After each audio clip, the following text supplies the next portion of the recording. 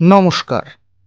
আজকের ভিডিওতে আমরা কথা বলবো বাংলার কবি, সাহিত্যিক, দার্শনিক ও বিশ্বকবি রবীন্দ্রনাথ ঠাকুরের জীবন ও কর্ম নিয়ে, যিনি শুধু বাংলা নয়, সমগ্র বিশ্বের সাহিত্যকে করেছেন সমৃদ্ধ।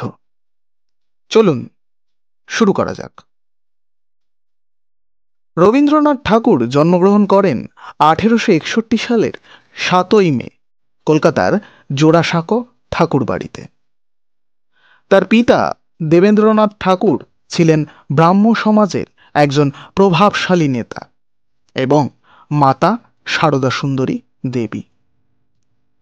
ছোটবেলা থেকেই তিনি এক সমৃদ্ধ সাংস্কৃতিক পরিবেশে বেড়ে ওঠেন। শিক্ষা জীবনে রবীন্দ্রনাথ কখনো নিয়মিতভাবে কোনো প্রতিষ্ঠানে দীর্ঘদিন পড়াশোনা করেননি, কিন্তু তিনি ছিলেন একজন কৌতূহলী ও প্রতিভাবান শিক্ষার্থী। প্রথমে ওরিয়েন্টাল সেমিনারি স্কুলে পড়াশোনা শুরু হলেও বেশি দিন সেখানে টেকেননি। পরবর্তীতে ইংল্যান্ডে আইন পড়তে গেলেও পড়াশোনা অসমাপ্ত রেখেই দেশে ফিরে আসেন। খুব অল্প বয়স থেকেই কবিতা লেখা শুরু করেছিলেন রবীন্দ্রনাথ। 1874 সালে তার প্রথম কবিতা প্রকাশিত হয় তত্ত্ববোধিনী পত্রিকাতে। তিনি একধারে কবি, গল্পকার, ঔপন্যাসিক, প্রাবন্ধিক, নাট্যকার ও সঙ্গীতকার। তার রচিত গীতাঞ্জলি কাব্যগ্রন্থ তাকে এনে দেয় আন্তর্জাতিক খ্যাতি। 1913 সালে রবীন্দ্রনাথ ঠাকুর গীতাঞ্জলির জন্য নোবেল পুরস্কার লাভ করেন। তিনি প্রথম এশীয় যিনি সাহিত্যে নোবেল পান। এই অর্জনে সমগ্র ভারত ও বাংলা গর্বিত হয়। রবীন্দ্রনাথ শুধু সাহিত্যিক নন, তিনি ছিলেন একজন সঙ্গীতকারও।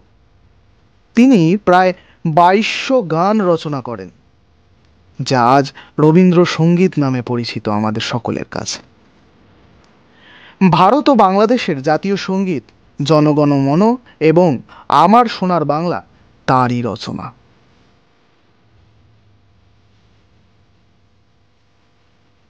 রবীন্দ্রনাথ ছিলেন মানবতাবাদী ও শিক্ষাবিদ।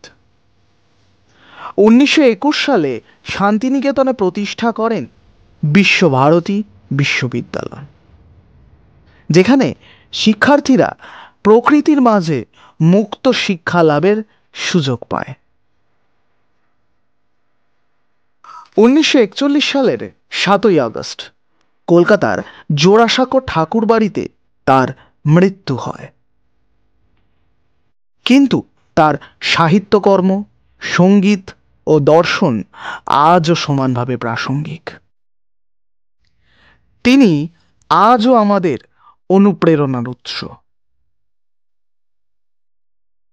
এই ছিল বিশ্বকবি রবীন্দ্রনাথ ঠাকুরের জীবন কথা। তার অবদান শুধু সাহিত্য নয়, মানব সভ্যতার জন্য এক অমূল্য সম্পদ। ভিডিওটি ভালো লেগে থাকলে লাইক দিন, চ্যানেলটি সাবস্ক্রাইব করুন এবং কমেন্টে আপনার মতামত জানান। ধন্যবাদ।